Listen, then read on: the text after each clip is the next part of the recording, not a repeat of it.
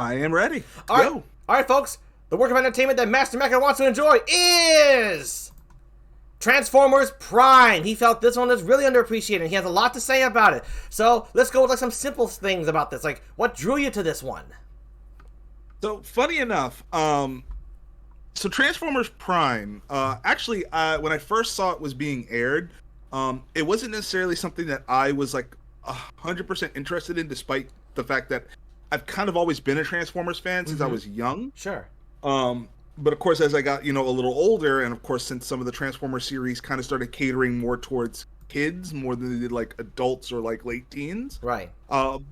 Some series before this one didn't really draw me in.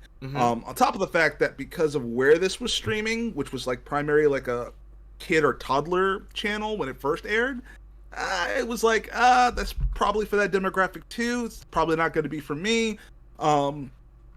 So I kind of gave it a pass. Cool. But at some point, I don't know, at some point I saw it come up again and I was like, you know what? Let's give it a watch. Let's give it a watch. Worst case scenario is I waste about 25 minutes of my life on something I don't like. But I've wasted more time going to movies and wasted more money going to movies I don't like either. So to be fair, this was definitely the lesser of the lesser of that situation. A fair point. A fair point. But no, surprisingly, despite it being a show that it's still primarily targeted towards kids, it's still a pretty mature show as far as a modern kid show goes. I mean, way. You have people who die in the show, like, Ooh. well, not people. Let me be more specific. You have like Transformer characters who do actually die. Really? Within the show is actually. Oh, I'm sorry. Oh, I said, really? That's cool. No, go on. Actual deaths. Oh. There you go. So I mean, I'm not going to say who. Ones? Yeah. In case anybody wants to go check this out for themselves. Even though it's not really a spoiler because it happens within like the first episode. But they kind of kill off a character that in other iterations has been a mainstay. No way.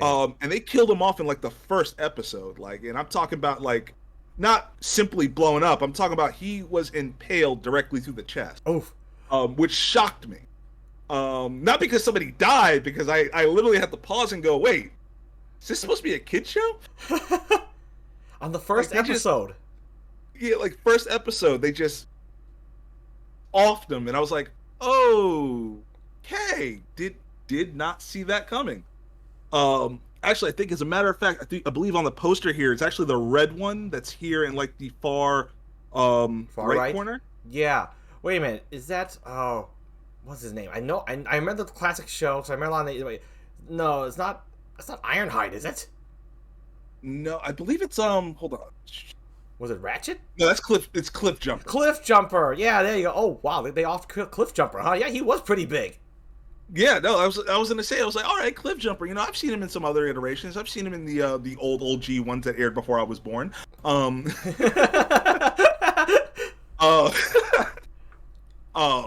So I was like, all right, cool. They got Cliff Jumper in here, and then just immediately gets killed off by Starscream. Starscream did the kill. I'm like, oh, well, all right, cool. I guess it's the tone of it. Now, of course, you do have the other tropes that usually come with the show. You tend to have Forgetful Penguin, thank you. Oh, sorry, my man. I was gonna say real quick. Forgetful Penguin, thank you for the follow. Welcome to the show. Master Mecha's talking about Transformers Prime. Continue. You were talking about that's the tropes they were setting. Go on. Yeah. Oh, and also too, if you have to jump in, trust me, I totally understand. Don't even have to apologize. Thank you. What a polite guest. This guy's awesome. Keep going, man. All right, so it does have some of those tropes that you typically see from a Transformers show. You do have the human characters, which there's only really one character I know we're not supposed to talk negative here, but there's just one character I don't like, but other characters do such a great job that it doesn't bring down the rest of the show for me, which is great. Oh, sure. And, the negative points in general, since you actually love it, you probably have the most reign to say any negative points to yourself about the show, so don't worry about it. Okay, cool. Yeah. But I do want to keep it positive because, like I said, even though keep in mind, it's more of a personal dislike. I'll be honest, I can't really necessarily be objective on if she's a bad character or not. I just know that not necessarily my cup of tea as far as a character is concerned. Uh, but aside from that, a lot of time does get spent on the not just the human characters, but you get time to spend with the actual Autobots themselves. Mm-hmm. Something that, of course, I'm watching Transformers. Give me Transformers. Yes, yes. I know what you're talking about. Mm-hmm. See, that's not a problem. Yeah. Yeah. We're here for the Transformers. Which again, not a bad thing if they're human characters, because obviously you always want to have some like proxy there, especially since again, let's be quite honest here. While there are plenty of adults, and if you're an adult who likes it, I mean, I'm an adult who likes it, that's fine. But a lot of that, at the end of the day, does get marketed towards kids. Sure. But just because something's marketed towards kids doesn't mean you can't enjoy them, i.e., Disney. I think that's being one of the biggest examples of marketed to kids but be loved by everyone. Very true. Very true. So yeah. So aside from that, a lot of the stories, the story itself, I think from start to finish is probably really, really intriguing. A little, and I say a little different from what we normally get, because I think the last Transformers series I watched before this one was the Unicron trilogy, which aired back on Cartoon Network in the day. And with this one, instead of like it being like an even sides type of thing, like you don't have like a lot of Autobots, but you have a lot of Decepticons, more or less foot soldiers, really. But the point of the matter is that Optimus and his little like ragtag team of people are fighting literally an entire battalion of Decepticons. And a lot of it is just like, hey, we're searching for Energon. We have Dark Energon come into play. We're literally bringing back dead Autobots and Decepticons back to life. All this stuff. And even the revelation of, and I'm not sure, I mean, do you have any familiarity with like Transformers at all, Jeep? I watched the OG series, so that's about yeah. Well, right into the movie, which when the movie killed off all those characters, that was kind of a big deal. Yeah. And quite impressive, I might say. I mean, you watch the original series and that build up to it, it does have an impact when you see those characters just get whacked off. It's like, oh geez. But that's what I'm familiar with. And also, hey Anna, welcome. She says, "What's up, bro? Coming to you from our sister's dinner table." Hey, you know no phones at the table. But hi, Anna. And welcome back, Monkey. And she ran out of Oreos. Poor Monkey. Poor Monkey. Monkey Pumpkin. But yeah, that's about as familiar as I am. So there was a time when I memorized all the character names. I've always been a big villain fan, so I love the Decepticons. That's why I got excited. We said Starscream delivered the kill. So yeah. And even that, like, because Starscream, because in the Unicron trilogy, in the first part of it, they did something different with Starscream that I did like, and they didn't really make him like a sniveling coward like you typically see of him. Yeah. He's actually more of like a honor-bound warrior. And then in the like later two parts, they kind of destroyed that completely, which I was disappointed about. Oh, that's too bad. But I like that they kept that. I like that they went back to the original Starscream for this, because he's not just a sniveling coward, but he's also actually quite cunning, quite like a lot of underhandedness. I see. So that kind of fits his character. Yeah. No, I get what you're saying. Like, there's more integrity to his scheming. You can keep the scheming without the coward. Yes. Well, no, I mean he's still a coward because obviously when Megatron or a more powerful Decepticon kind of steps up to him, he's quick to back down because ultimately self-preservation is his overall goal. You know, I mean, he wants to rule the Decepticons. Can't do that if you're 6 feet under. No, it's true. That's always been Starscream's ambition, which is always kind of a cool character trait. And I've got a random movie quote from the lovely Mimi Fox. So let me see here. Mecha, you got a movie quote that's going to come off the top of your head? You're today's guest. Ooh. Any movie you can quote. Doesn't matter. You know, normally I could pull like any quote from anywhere, but now that I get put on the spot, my mind just went completely blank. Pick one from Transformers Prime. A line that kind of stood out. Okay, so here's a quote, and I only remember this because I heard it the other day and it made me giggle. Okay, go for it. Lord Megatron, I believe the Autobots are up to something. Oh, really, Stars? There you go, Mimi. That one was for Mimi. Yeah, again, that made me laugh because it really was a you don't say moment. Of course. If the Autobots were not up to something, that would be weird. Like, and the context of that was because like they were trying to and again, this is all done in like the first 3 episodes of the series. Nice. Which they also did something very bold that I really liked as well. First 3 episodes, you want to share with us? Go for it. Sure. So in the first 3 episodes, the entire plot pretty much revolves around Megatron. He's been gone for about 3 years at this point, so Starscream has been taking kind of a pseudo control of the Decepticons. I see, kind of like a steward kind of thing. Yeah. Well, I mean, he is second in command after all, so true, you know true. that it just makes sense. But Megatron had been gone for years, and it was under the premise that he was going to get more troops. To I guess deal with the Autobots to take over Earth. Mm-hmm. But he ends up coming back, but instead of bringing back troops, he brings back Dark Energon, which I had to actually look into a little bit because I've never heard of Dark Energon before. I've heard of Energon from Beast Wars. Yes. And I know Energon's usually like a recurring theme with Transformers to an extent. Not every series has it. Sure. But apparently Dark Energon, I guess you can say, is the equivalent of Unicron's blood. Oh, cool. Is how they usually describe it. And for those of you who don't know who Unicron is usually depicted as a giant planet-sized transformer that eats other planets. Yep. The Galactus for Transformers. Yes. And then the opposite of that is Primus, which is like the Transformers god. Which sometimes he's referred to abstractly. Sometimes he's referred to as being also a planet-sized transformer. But there's different iterations of him. But I guess you can look at it as kind of a Primus god and then like Unicron devil. Ah, there you go. And Unicron does have horns, so... He does have horns, so yeah, that actually fits. I didn't even think about that for a second. Yeah. Your analogy fitted perfectly. You didn't even know it.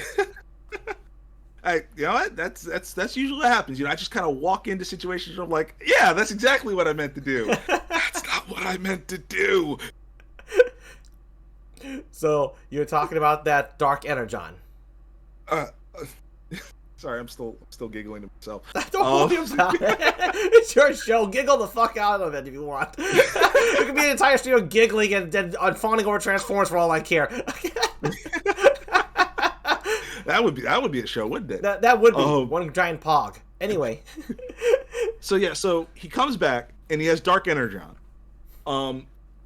And pretty much his whole plan is to bring back to life defeated Autobots and Decepticons.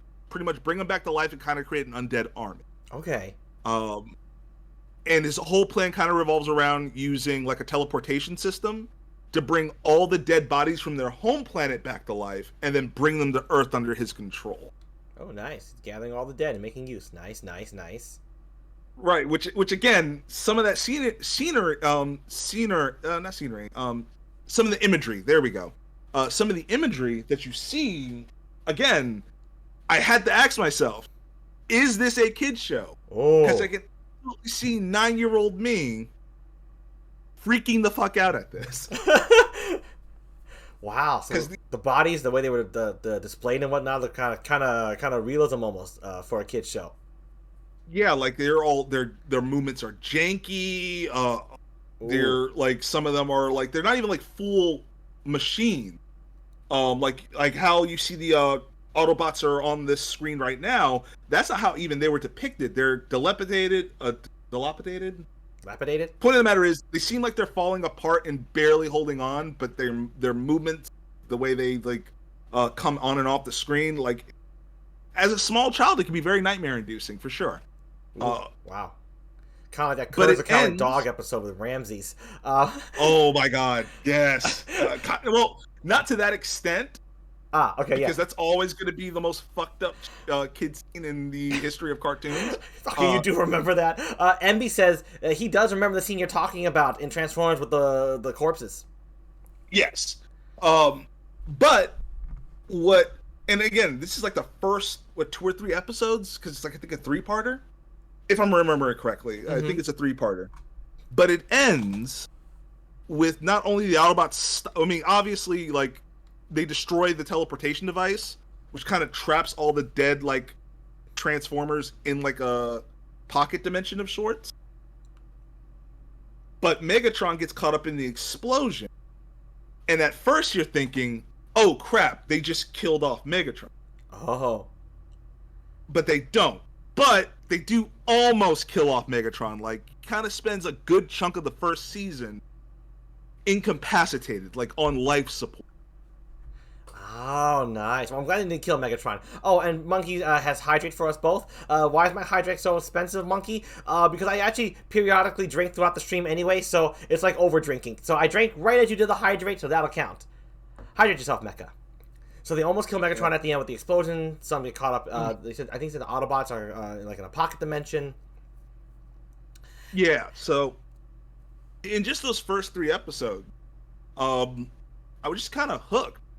Yeah, you're actually trying to hook me on this. Never. No, go on. I'm saying you're hooking me. I'm kind of want to take a look at that. So keep going. yeah. Like, and again, as a kid, Transformers was something that I was really, really big on. So seeing a series like this open up with such a dark premise, it was really wild to me, and I just kind of stuck around. And of course, it got a little more cartoony towards the end. Oh, that's kind of a little too bad.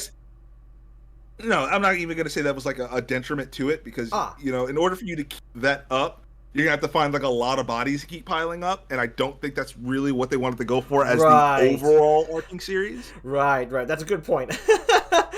But I mean, you have like one episode where literally, like a government organization captures a Decepticon and literally tears him apart. Ugh. Just to figure out how he worked. Oh, that poor Decepticon. And I mean, even with that information, they construct like their own transformer. Like it's just crazy, some of the stuff in there, and they do kill off an actual human in the show as well. Whoa. I'm not going to say who. I'm not going to say who they are. Not as graphic as they killed off Cliffjumper, because obviously with Cliffjumper, you can have some creative liberties as far as killing off a robot. Yeah. But not really a person. But it is very explicit what happened. Dang. Well, may I ask? Should I jump in and ask right here? Why do you think this one got so underappreciated? These are some good elements for a story. The reason why this got because I never really hear people talk about Prime. I see them talk about, like, of course, the G1 stuff. Yeah. Hear them talk about Beast Wars, which Beast Wars, if we can get an updated version of that with better like CG, I'd be all for it. The CG is, that was rough. But I feel like this gets underappreciated because, again, I think because the network, and I can't remember what the network was, but I know when you're showing Transformers alongside like the My Little Pony stuff, you're not gonna get hardcore or even casual fans of Transformers, I think, they'll watch this because of the association. So poor marketing then. I honestly think that, yeah, a lot of it I think was poor I think it was poor marketing. I think the network they chose to like originally like air it on, I think it was a bad way to go. But it is on Netflix now. I think the first season is on Netflix now. So if anybody wants to go check it out, if you have a Netflix account or know somebody with a Netflix account, or you want to steal your neighbor's Netflix account, go check it out. So wait, how many seasons? How many episodes?